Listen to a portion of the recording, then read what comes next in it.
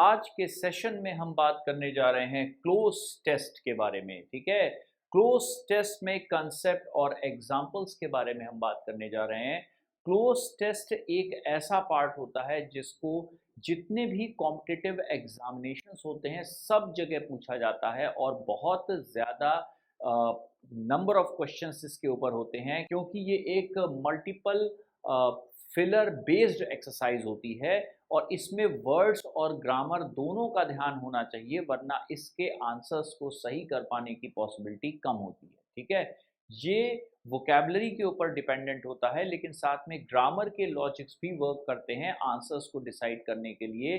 Coordination vocabulary और grammar दोनों का होना चाहिए, आपको आना चाहिए, तभी आप इसके आंसर्स को सही कर पाएंगे, इसके क्वेश्चंस को सही तरीके से रीड करके सॉल्व कर पाएंगे। ठीक है, तो क्लोज टेस्ट में कंसेप्ट मतलब बेसिक आइडिया, क्या क्लोज टेस्ट है, कैसे बनता है, कैसे आंसर एक्सप्लेनेशन इसके डिसाइड किए जाते हैं, और एग्जाम्पल्स, क्योंकि एग्जाम्पल से हम ये चेक करते हैं कि जो आंसर एक्सप्लेनेशन हमने सोचा है वो एग्जाम्पल के तौर पे जब एक्चुअल पेपर का कोई एग्जामिनेशन का आपके सामने एक क्लोज टेस्ट फ्लैश होगा तो उसको सॉल्व करते समय आपको आइडिया लगेगा कि वो कैसे सही है, कौन सा आंसर कौन सा गलत है। तो एग्जाम्पल्स बहुत इंपॉर्टेंट होते हैं। ठीक है, तो चलिए स्टार्ट करते हैं क्लोज टेस्ट का first lecture, that is concept with examples. ठीक है, तो चलिए स्टार्ट करते हैं। पहले हम क्लोज टेस्ट के कंसेप्ट पे आते हैं एग्जाम्पल्स के पहले। कंसेप्ट मतलब होता है बेसिक आइडिया। क्लोज टेस्ट की डेफिनेशन क्या है, परिभाषा क्या है, क्लोज टेस्ट है क्या। Cloze test is a multiple fillers based exercise that is given to check the understanding of vocabulary and grammar logics to solve cloze test. अब यहाँ पर हम पहले देखते हैं, क्लोज टेस्ट एक मल्टीपल फिलर्स की बेस्ड एक्सरसाइज है जिसमें बहुत सारे फिलर्स होते हैं, मतलब एक से ज़्यादा फिल इन द ब्लैंक्स हो सकता है। Normally fill in the blanks में एक या दो फिल इन द ब्लैंक्स होते हैं। अगर किसी फिल इन द ब्लैंक्स की एक्सरसाइज में एक पैसेज के अंदर, एक पैराग्राफ के अंदर जो है आपको फिल इन द ब्लैंक्स बना के दे दिए जाए जिसमें मिनिमम 5 फिलर्स हो और मैक्सिमम 10 फिलर्स तक हो सकते हैं, इस प्रकार की एक्सरसाइज को जो फिल इन द ब्लैंक्स एक पैसेज के अंदर बना करके, एक पैराग्राफ के अंदर बना के छोटा सा दे दिया जाए जिसमें मिनिमम 5 या 10 फिलर्स हो और हर एक फिलर के लिए minimum 4 options to 5 options given हो, उस तरीके के फिल इन द ब्लैंक्स वाले पैसेज को हम क्लोज टेस्ट के नाम से जानते हैं। मल्टीपल फिलर बेस्ड एक्सरसाइज है जो आपकी वोकैबुलरी और ग्रामर की नॉलेज को चेक करने के लिए बनाया गया होता है कि आपको कितना बेहतर ग्रामर पता है, ग्रामेटिकलिटी कितना पता है, व्याकरण के नियम आपको कितने अच्छे पता हैं लैंग्वेज के, और साथ में आपको वर्ड्स के मीनिंग्स कितने अच्छे पता हैं, और दोनों का कोऑर्डिनेशन आपको कितना अच्छा आता है, दोनों का सामंजस्य आप बैठा पाते हैं कि नहीं, कि सेंटेंस में मीनिंग भी फिलर में सही हो और साथ में उसका ग्रामेटिकलिटी भी देखा जाए तो वो सही निकले ग्रामर में। ये पॉइंट को ध्यान में रखते हुए बनाया गया होता है। अब इसे सॉल्व करने के कुछ लॉजिक्स होते हैं जिन पे ध्यान दीजिएगा, जो किसी किताब में आपको नहीं मिलेंगे, जो सिर्फ हम बता रहे हैं यहाँ पर।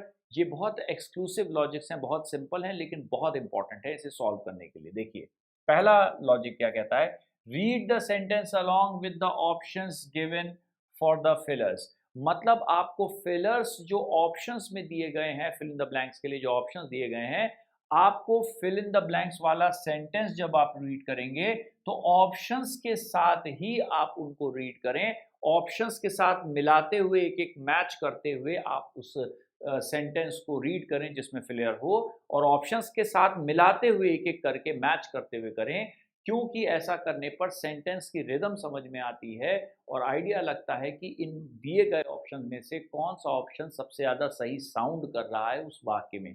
मतलब फिल इन द ब्लैंक्स वाले पार्ट को छोड़ेंगे नहीं, उसे फिलर के ऑप्शन के साथ अटैच कर करके बार बार उसके साथ रिलेट करते हुए पूरा स्टेटमेंट रीड किया जाएगा। ठीक है, इससे आंसर के सही होने की पॉसिबिलिटी ज़्यादा हो जाती है। दूसरा पॉइंट ये कहता है, the filler must be grammatically and logically correct. मतलब जो फिलर जो है उसका जो ऑप्शन है जब आप उस पर रिलेट करेंगे तो वो ग्रामर के हिसाब से भी सही होना चाहिए और लॉजिक के अनुसार सेंटेंस का जो मीनिंग निकल रहा है, जो वोकैबुलरी वाला पार्ट है, उसके हिसाब से भी सही होना चाहिए। मतलब लॉजिकली और ग्रामेटिकली सेंटेंस बिल्कुल सही होना चाहिए उस फिल इन द ब्लैंक्स को वहां पर फिल अप करते ही। ठीक है, तीसरा पॉइंट है choose from the most suitable option. कई बार क्या होता है कि दो या दो से ज्यादा ऑप्शन बिल्कुल सही लग रहे होते हैं, तो हम ऐसे में क्या करते हैं कि देखते हैं जो मोस्ट सुटेबल ऑप्शन होता है, चार या पांच फिलर्स में से कोई एक ऐसा फिलर होगा, कोई एक ऐसा ऑप्शन दिया गया होगा फिलर के लिए जिसमें आंसर डिसाइड करना मुश्किल होगा, क्योंकि बहुत मिलते जुलते कंसाइडिंग या मैचिंग फिलर्स के ऑप्शंस हो सकते हैं। तो मोस्ट सुटेबल हम देखते हैं, हम ये नहीं कहते कि ये फिलर सबसे ये फिलर ही आंसर होगा, हम ये कहते हैं कि ये फिलर सबसे बेहतर आंसर होगा दिए गए ऑप्शंस में से। ठीक है, इस तरह से आंसर को डिसाइड करिएगा मोस्ट सुटेबल के पार्ट पे। और last but not the least, words may have more than one meanings, so consider all possible meanings of the option before deciding the answer. जब आप सेंटेंस में फिल इन द ब्लैंक्स का option relate करके answer decide करते हैं, तो ध्यान रखिएगा वर्ड्स के एक से ज्यादा मीनिंग्स हो सकते हैं। ठीक है, may have more than one meanings, एक वर्ड के एक से ज्यादा मीनिंग्स भी हो सकते हैं। तो हमें सारे पॉसिबल मीनिंग्स जो उसके हमें समझ में आ रहे हैं उस ऑप्शन के, वो सारे मीनिंग्स दिमाग में रखते हुए फिल इन द ब्लैंक्स में उसे बैठाना होता है। ठीक है, क्योंकि एक वर्ड का मतलब जो है एक से ज्यादा हो सकता है। जैसे फॉर एग्जाम्पल हमने कहा रन, RUN। अब ये जो वर्ड है RUN, इसका मतलब रन का मतलब वैसे तो दौड़ना होता है, लेकिन जब आप कहते हैं कि he runs a company of his own, तो मतलब निकलता है वो अपनी एक कंपनी चला रहा है, दौड़ नहीं रहा है, कंपनी अपनी चला रहा है। ठीक है, तो वहां पर दौड़ने से मीनिंग हट करके कंपनी चलाने के सेंस में आ जाता है, एग्जीक्यूट करना, एग्जीक्यूशन करना हो जाता है, एग्जीक्यूट कर रहे हैं, किसी कंपनी को चला रहे हैं, उसको रन कर रहे हैं। तो वहां खुद से दौड़ने के मुकाबले में उस कंपनी को चलवाना जो है ये मीनिंग हो जाता है। ठीक है, तो मीनिंग्स बहुत इंपॉर्टेंट होते हैं, एक वर्ड के एक सारा मीनिंग्स हो सकते हैं, उसको रिलेट करना पड़ता है कि सेंटेंस में कौन से मीनिंग के हिसाब से ये ऑप्शन सही बैठ रहा है। ठीक है, तो यहाँ पर इनके क्लोज टेस्ट की हमने डेफिनेशन देख ली और इसके लॉजिक देख लिए। अब आते हैं हम इसके बाद कि क्लोज टेस्ट का एग्जाम्पल देखते हैं ताकि ये बातें समझ में आए। ठीक है, तो चलिए पहला क्लोज टेस्ट का एग्जाम्पल हम देखते हैं। पहला क्लोज टेस्ट का एग्जाम्पल क्या है, पहले मैं पूरे सेंटेंसेस को रीड कर दे रहा हूँ सारे फिलर्स के ऑप्शंस के साथ। ठीक है, फिर हम आंसर एक्सप्लेनेशन पे बात करेंगे। तो देखिए, what every tourist must take back from Bhutan is pure honey, especially putka, antibiotic, honey produced।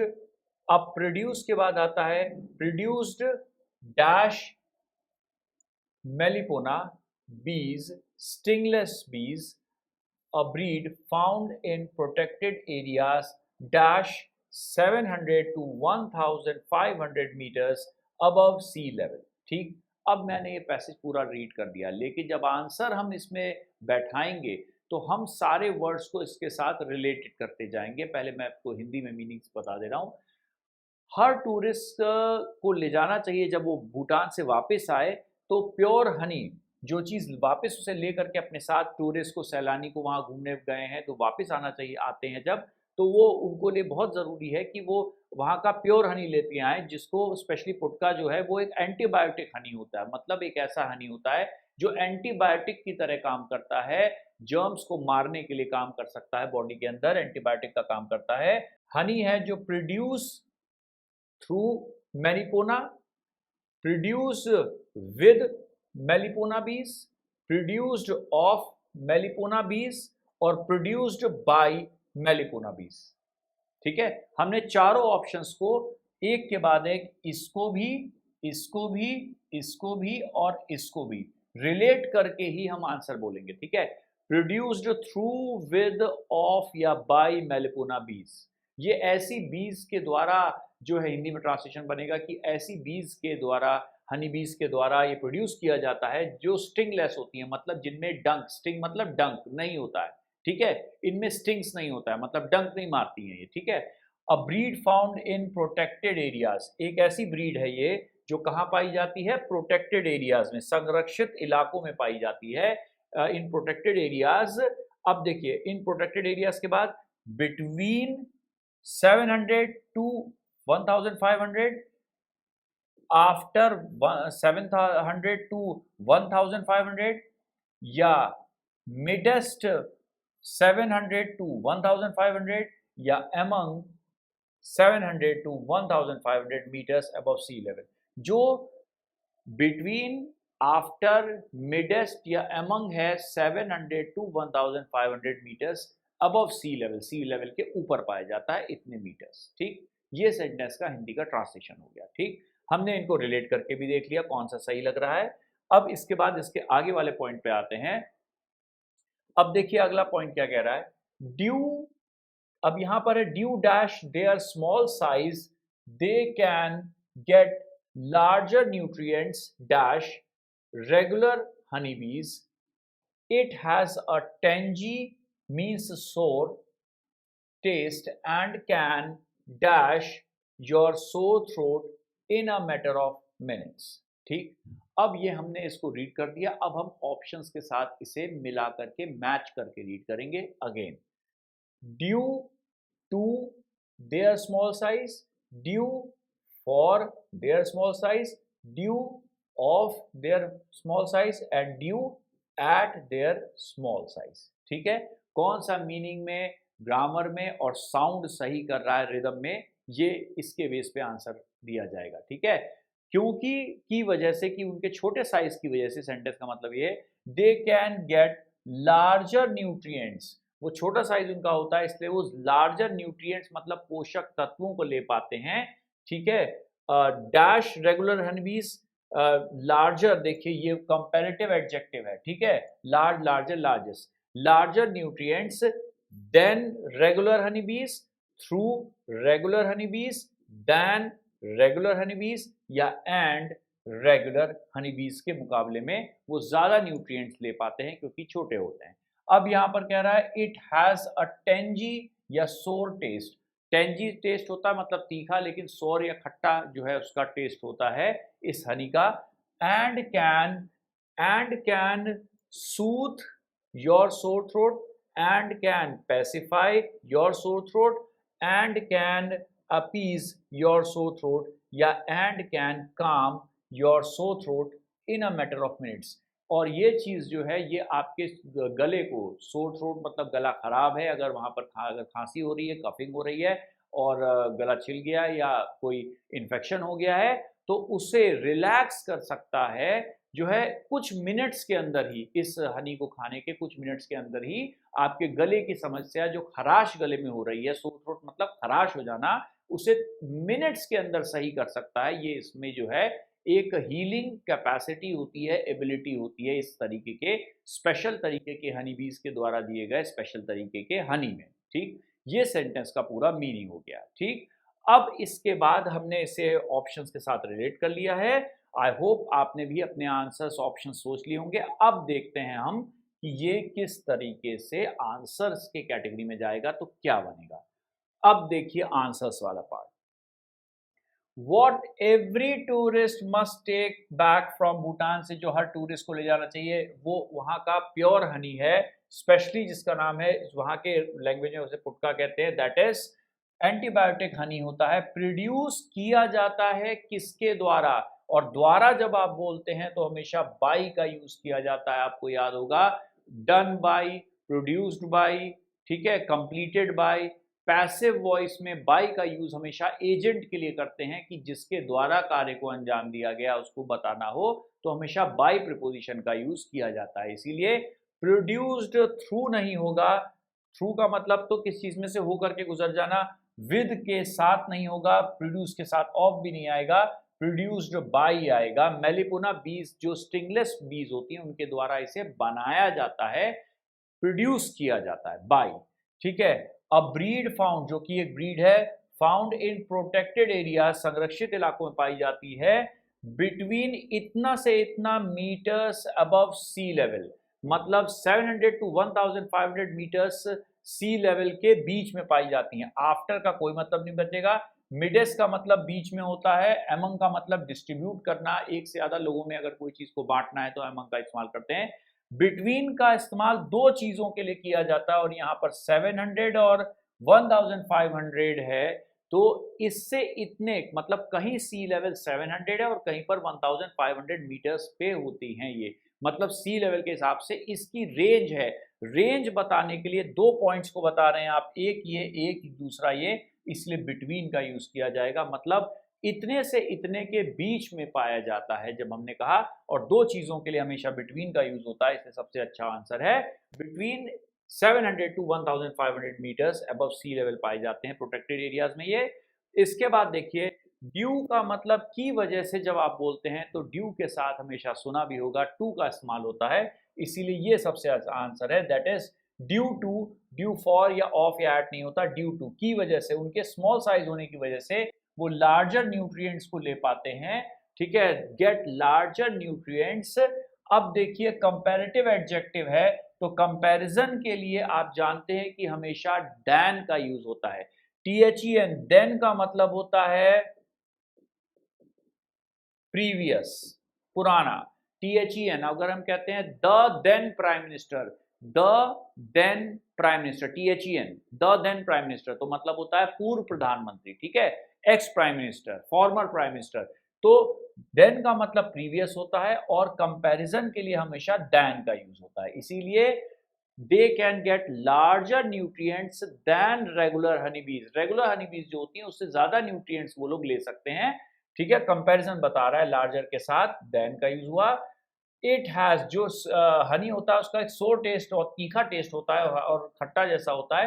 And can soothe, soothe का मतलब क्या हो गया, रिलैक्स, रिलैक्स, या क्या हो गया, हील, ठीक है। ये जो सोर टेस्ट टेंजी फ्लेवर वाला टेस्ट वाला हनी होता है, ये सूथ करता है मतलब रिलैक्स कर सकता है, खराश को मिटा सकता है, आपके खराश वाले गले को जो है उसकी खराश मिटा सकता है, उसकी खांसी जो हो रही है वो मिटा सकता है इन्फेक्शन को मिनट्स के अंदर, मतलब कुछ ही मिनट के अंदर आपका गला जो है रिलैक्स हो जाएगा और जो कफिंग है वो बंद हो जाएगी और गले में जो खराश है वो सही हो जाएगी। तो सूथ का मतलब होता है रिलैक्स कर देना या हील कर देना, ठीक है। पैसिफाई का मतलब भी होता है कुछ हद तक रिलैक्सेशन से रिलेटेड, लेकिन पैसिफाई का मतलब होता है किसी सिचुएशन को पैसिफाई करना, मतलब उस सिचुएशन की जो टेंशन हो रही है उसको खत्म कर देना, ठीक है।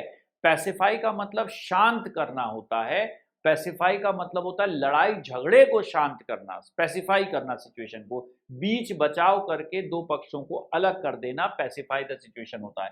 अपीस का मतलब होता है खुश करना किसी चीज को, और काम का मतलब होता है शांत होना, ठीक है। तो ये जो है सूथ कर देता है सोर थ्रोट को, मतलब गले की खराश को बिल्कुल ठीक कर देता है, हील कर देता है और रिलैक्स कर देता है, और खराश गले की जो होती है, जो इन्फेक्शन होता है वो चला जाता है, ठीक। तो यहाँ पर ये मतलब निकलता है, ठीक है। तो आपने देखा किस तरीके से यहाँ पर हमने आंसर और एक्सप्लेनेशन वर्ड्स के हिसाब से मोस्ट सुटेबल था, ग्रामेटिकली भी देखना पड़ रहा है और साथ में ये भी देखना पड़ रहा है कि वर्ड का मीनिंग भी बिल्कुल सही और अप्रोप्रिएट बैठे, ठीक है। अब देखिए हमने यहाँ पर ये चीजें देख ली, अब इसके बाद हम नेक्स्ट एग्जाम्पल पे आते हैं। तो नेक्स्ट एग्जाम्पल है क्लोज टेस्ट का सेकेंड एग्जाम्पल, मास कम्युनिकेशन, ठीक है। ये संचार विभाग के ऊपर दिया गया क्लोज टेस्ट है। Mass communication is the delivery of dash ideas and by entertainment to thousands or millions of dash simultaneously. It is a force with incalculable dash on today's world, ठीक है। ये हमने यहाँ पर आपके लिए इस पैराग्राफ को रीड आउट किया कि पैराग्राफ क्या है, ठीक है। और इसके बाद अब हम इसे रीड आउट करेंगे सेकंड टाइम, इसके मीनिंग्स को ध्यान में रखते हुए पहले, और फिर फिल इन द ब्लैंक्स के ऑप्शंस को इसके साथ अटैच करते हुए, ठीक है, जैसा कि मैंने बताया था। तो देखिए, mass communication is the delivery of items, mass communication is the delivery of news, mass communication is the delivery of advertisements, and mass communication is the delivery of cartoons.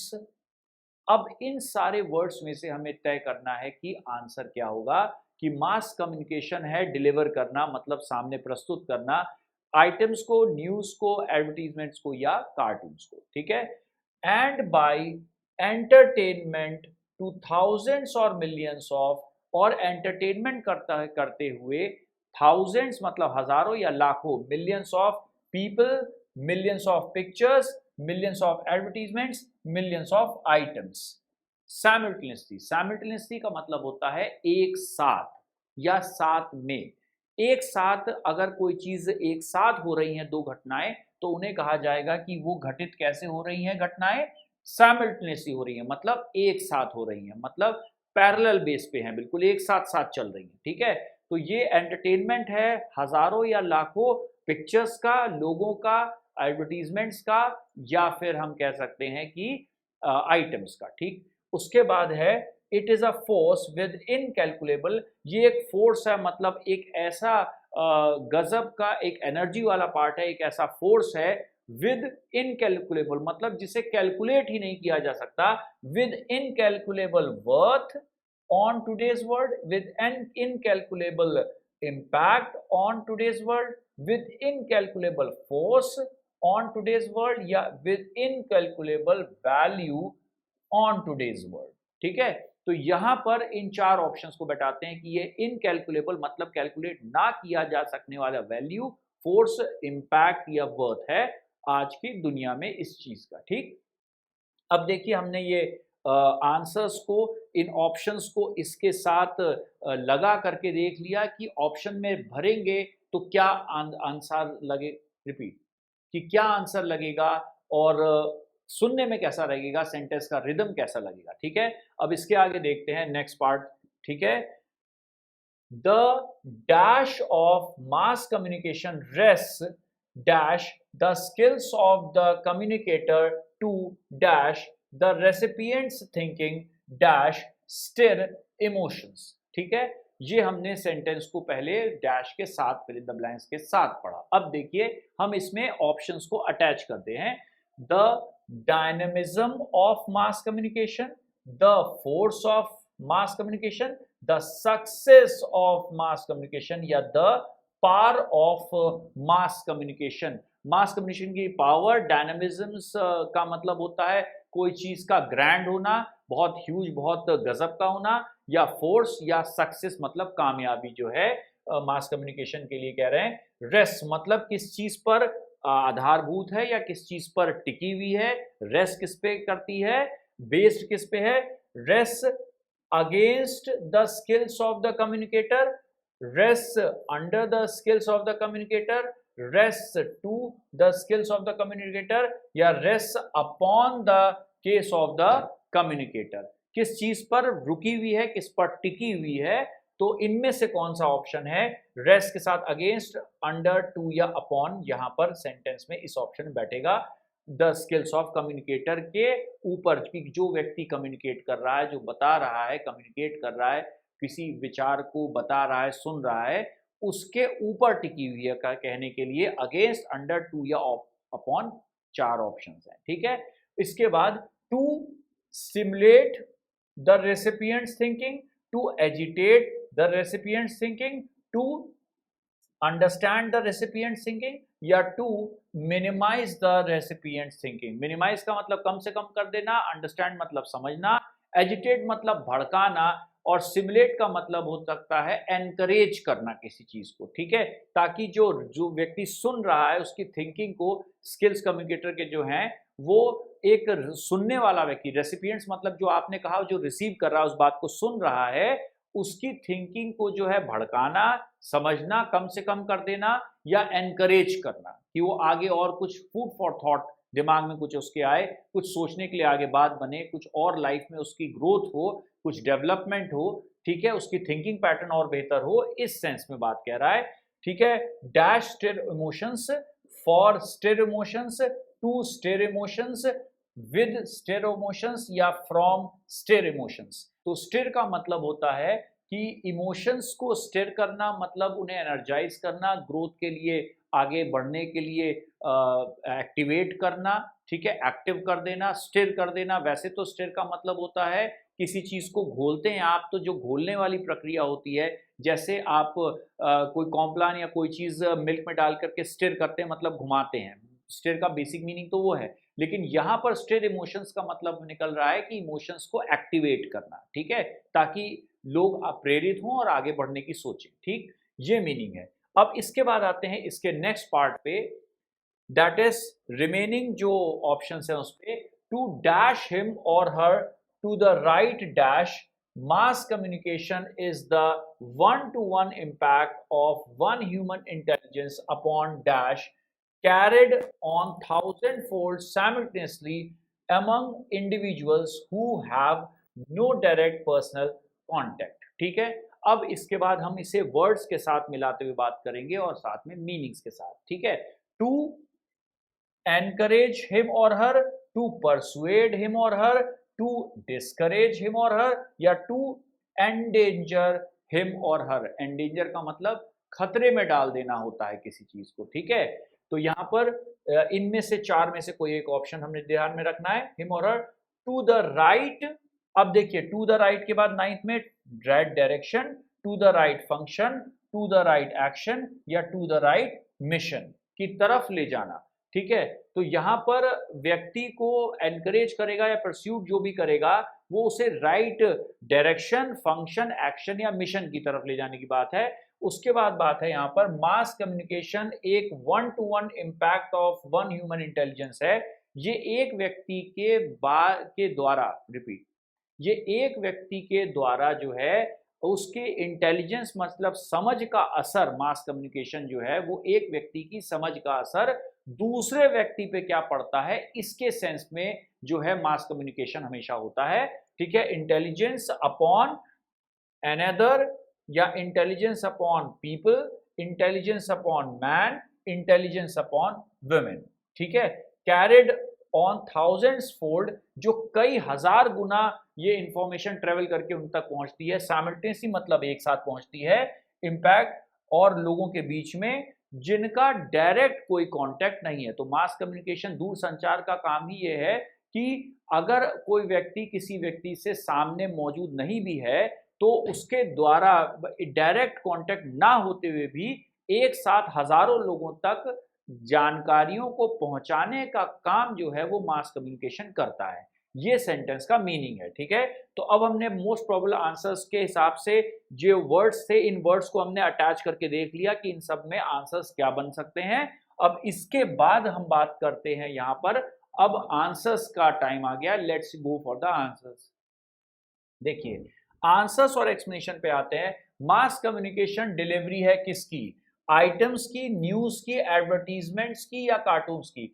जो मास कम्युनिकेशन दूर संचार है वो cartoons उसमें आते हैं, उसमें advertisements भी आते हैं, न्यूज और आइटम्स सब चीजें आती हैं, लेकिन एक्चुअल में वो देता तो जानकारी है। जानकारी का मतलब है न्यूज देता है वो एडवर्टीजमेंट्स तो न्यूज को उसके साथ होते हैं। कार्टून्स एक पार्ट है प्रोग्राम्स का, लेकिन बेसिकली जो मास कम्युनिकेशन है वो आपको हर प्रकार की दुनिया भर की सारी जानकारियां देता है, मतलब न्यूज देता है, डिलीवरी ऑफ न्यूज। और न्यूज के साथ साथ क्या देता है, आइडियाज।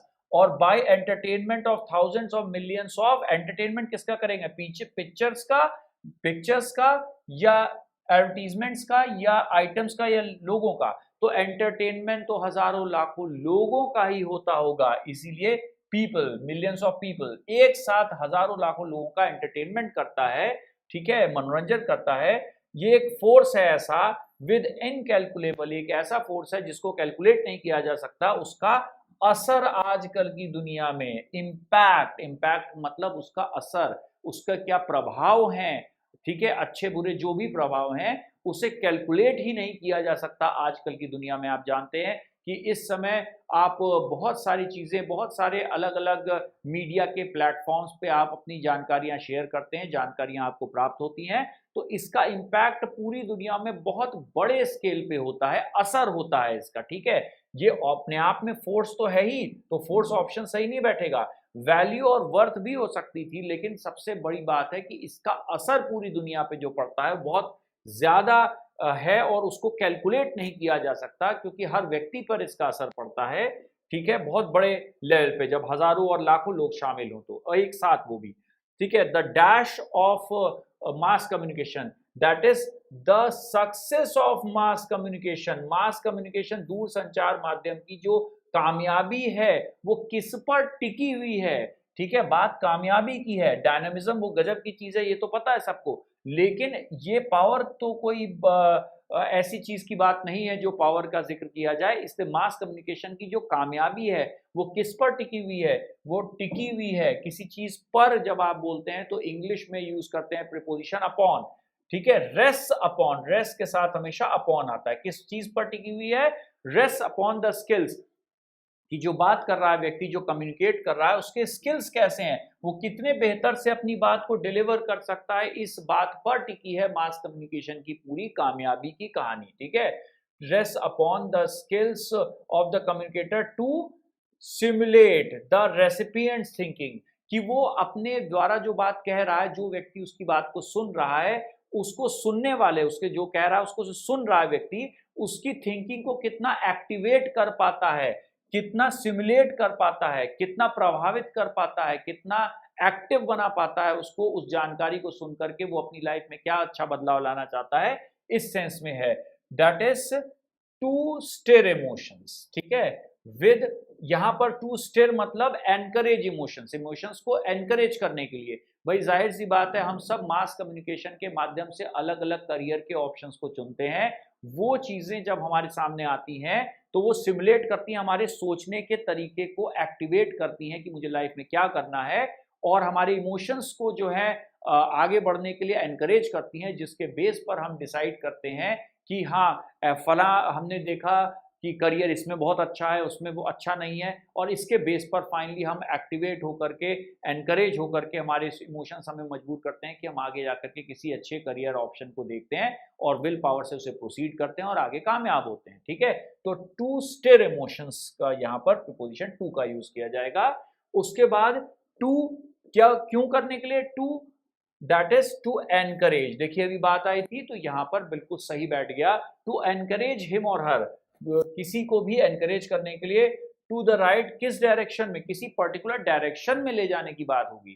ठीक है, इमोशंस को जागृत किया, एक्टिवेट किया ताकि एनकरेज हो और किसी सही डायरेक्शन में हम मूवमेंट करें, लाइफ को आगे बढ़ाएं। That is in direction. Function तो मशीन्स के लिए कहा जाता है, एनकरेज के लिए परस्यूएट क्यों नहीं, क्योंकि परस्यूएट का मतलब तो कुछ हद तक किसी व्यक्ति को मोल्ड करना किसी कार्य को करने के लिए, या बहलाना फुसलाना भी हो सकता है, जबकि वो एनकरेज करता है हमको जो है मास कम्युनिकेशन, ताकि one two one impact human beings का, इंटेलिजेंस का हो। और यहाँ पर जो है कह रहा है कि जो व्यक्ति पे ये बात पड़ती है, एनकरेज होता है वो, और राइट डायरेक्शन में अपने करियर को परस्यू कर सके, आगे बढ़ सके। और आखिरी में कह रहा है कि मास कम्युनिकेशन है क्या, मास कम्युनिकेशन एक वन टू वन इम्पैक्ट है, एक व्यक्ति का इम्पैक्ट, एक व्यक्ति की इंटेलिजेंस का मतलब समझ का इम्पैक्ट, मतलब असर है मास कम्युनिकेशन किस पर, दूसरे व्यक्ति पर। तो impact of one human intelligence upon another. ठीक है, दूसरे व्यक्ति पर एक ह्यूमन इंटेलिजेंस का असर क्या पड़ता है, यहां पर इस बात को समझाने के लिए अपॉन के बाद अनदर आना चाहिए। ठीक है, क्योंकि व्यक्ति की बात तो ऑलरेडी अंडरस्टूड है, इसलिए इसका कोई मतलब नहीं है। ठीक है, जो कैरिड किया था 1000 फोल्ड साइमल्टेनियसली, एक साथ कैरी किया जाता है, और इंडिविजुअल्स के द्वारा, लोगों के द्वारा, और जिनका कोई भी एक साथ सामने आमना सामना नहीं होता, मतलब डायरेक्ट कांटेक्ट नहीं होता है। ठीक है, तो अब देखिए यहां पर हमने ये चीज ध्यान में दी कि देखिए वर्ड्स कितने मिलते जुलते थे, और डिसीजन लेने के लिए आंसर वर्ड्स को किस तरह से आपस में रिलेट करना है, कि आंसर ग्रामर के हिसाब से, वोकैबुलरी के हिसाब से, सेंटेंस के मीनिंग के हिसाब से सही होना चाहिए। ठीक है, तो देखिए cloze test most appropriate grammatically logically correct words के फिलर्स को कहा गया है। ठीक है, जो एक पैराग्राफ के अंदर दिए, सारी चीजों को ध्यान में रखते हुए क्लोज टेस्ट को सॉल्व करेंगे तो कॉम्पिटिटिव लेवल पर हमेशा आप अच्छा स्कोर कर पाएंगे। ठीक है, चलिए यहां तक बात करने के बाद अब हम एक एग्जाम्पल और ले लेते हैं क्लोज टेस्ट का, एग्जाम्पल 3, थर्ड नंबर का क्लोज टेस्ट है। इसमें भी देखिए 5 ऑप्शंस हैं, तो पहले हम इसके मीनिंग को बात करेंगे ऑप्शंस के बिना, उसके बाद ऑप्शंस के साथ। जैसे there are things dash fill in the blanks, a common man's dash specially when he और dash doesn't have a science background because science provides a dash of the surroundings. ठीक, देखिए कितने सारे फिल इन द ब्लैंक्स है। Cloze test कई बार ऐसे भी दिया जाता है जिसमें बहुत ज्यादा फिल इन द ब्लैंक्स एक दूसरे के क्लोज होते हैं। तो जब फिल इन द ब्लैंक्स बहुत क्लोज होते हैं तो कई फिल इन द ब्लैंक्स जब एक के बाद एक होते हैं, जैसे कि फॉर एग्जांपल आप देखिए फिफ्थ और फोर्थ जो फिल इन द ब्लैंक्स हैं ये एक साथ हैं, मतलब फोर्थ और फिफ्थ के आंसर को डिसाइड करने के लिए हमें ये सारे वर्ड्स को एक साथ रिलेट करना पड़ेगा। मतलब जब आप फोर्थ और फिफ्थ की बात करेंगे तो इसके चारों ऑप्शंस को और इनके चारों ऑप्शंस को एक साथ रिलेट करते हुए देखना होगा, क्योंकि फोर्थ के बाद सीधे फिफ्थ भी एक फिल इन द ब्लैंक्स है, दो फिल इन द ब्लैंक्स एक साथ ही एक जगह पे रखे गए हैं। ठीक है, तो ये ध्यान रखना होगा। चलिए स्टार्ट करते हैं। कुछ चीजें होती हैं, there are things distant a common man's, far a common man's, away a common man's या बियॉन्ड अ कॉमन मैन्स। उसके बाद comprehension beyond a common man's, understand beyond a common man's ability, beyond a common man's reaching. ठीक है, इनमें से कोई answer देखेंगे कि इसमें कहा गया है कि कई चीजें ऐसी हैं जो एक कॉमन मैन जो होता है, एक आम आदमी जो होता है, उसकी सोच से परे हैं। ठीक है, उसकी सोच के बाहर हैं बिल्कुल। ठीक है, समझना या समझाना जो वर्ड है वो कॉम्प्रिहेंशन वर्ड से बनता है। समझ को इंग्लिश में कॉम्प्रिहेंशन कह सकते हैं, कॉम्प्रिहेंडिंग एबिलिटी कह सकते हैं। ठीक है, स्पेशली या खास तौर से जब किसी व्यक्ति का, जब ही और अब देखिए ही और देयर, ही और वन, ही और शी। ठीक है, तो देखिए ये ऑप्शन इसमें बन गया, और शी डजंट। जब किसी भी व्यक्ति का जो है ही और शी कोई भी हो, कोई भी जेंडर का कोई भी व्यक्ति हो, उसका कोई साइंस का बैकग्राउंड ना हो, स्पेशली जब साइंस का बैकग्राउंड नहीं होता है तो, क्योंकि साइंस जो है प्रोवाइड करता है comprehending skills, comprehending ability, comprehending strength, comprehending point, या साइंस प्रोवाइड करता है, provides a helping skills, helping ability, helping strength या हेल्पिंग पॉइंट, या फिर प्रोवाइड करता है ideal skills, ideal ability, ideal strength या आइडियल पॉइंट, या फिर प्रोवाइड करता है perfection skills, perfection ability, perfection strength या परफेक्शन पॉइंट।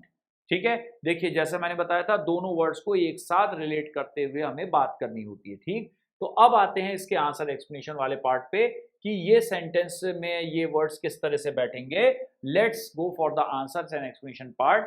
ठीक है, अब यहां देखिए, यहां पर बनती है बात किस तरह से, there are things beyond, beyond मतलब सोच के परे, there are things beyond a common man's comprehension. कई चीजें ऐसी होती हैं जो एक कॉमन इंसान की सोच से परे, तो सोच से परे मतलब अब बियॉन्ड कॉम्प्रीहेंशन कहते हैं। बियॉन्ड कॉम्प्रीहेंशन मतलब बियॉन्ड आपकी हद से आगे, कॉम्प्रीहेंशन मतलब समझने की जो लेवल है, जो ताकत है, क्षमता है, उससे आगे। तो beyond a common man's comprehension है, यहाँ पर बहुत सारी चीजें जो एक कॉमन इंसान जो होता है, एक आम इंसान की सोच से परे हैं।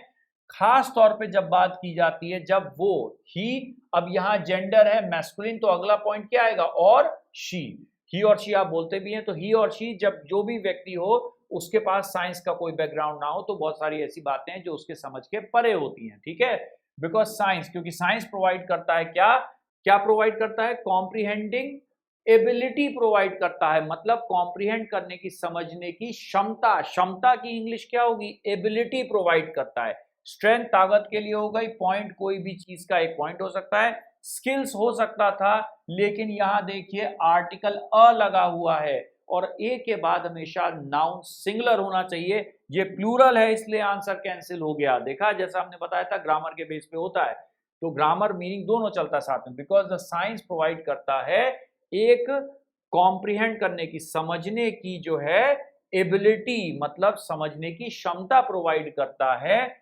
आसपास की चीजों के हिसाब से आपके अंदर क्या समझने की पॉसिबिलिटी है, कॉम्प्रीहेंडिंग एबिलिटी क्या है, इसको साइंस जो है मदद करता है आपको समझने में और जानकारी हासिल करने में। ठीक है, प्रोवाइड करता है आपको। तो यहां पर देखिए आपने किस तरह से आंसर हमने डिसाइड किया, ऑप्शंस के साथ जो मीनिंग में बिल्कुल सही बैठ रहा था उसके बेस पर हमने आंसर को डिसाइड किया। ठीक है, परफेक्शन का मतलब जानते हैं जिसमें कोई कमी ना हो, आइडियल का मतलब अनुसरण करने योग्य होता है, जिसका अलग मतलब होता है। ठीक, तो देखिए हमने आज के सेशन में कितने सारे क्लोज टेस्ट को लिया वर्क्स में, ये देखा कि आंसर किस तरीके से बैठते हैं, ग्रामर और वोकेबलरी का तालमेल किस तरह से होता है। ठीक है, ये ध्यान रखिएगा, कॉम्पिटिशन्स के लिए सबसे ज़्यादा पूछे जाने वाले क्वेश्चंस में से क्लोज टेस्ट होते हैं। ठीक है, तो आई होप आज का सेशन आपके लिए फ्रूटफुल रहा होगा, आपको समझ में आया होगा, हर डिटेल्स आपको फायदे देंगी आगे क्लोज टेस्ट को सॉल्व करने में।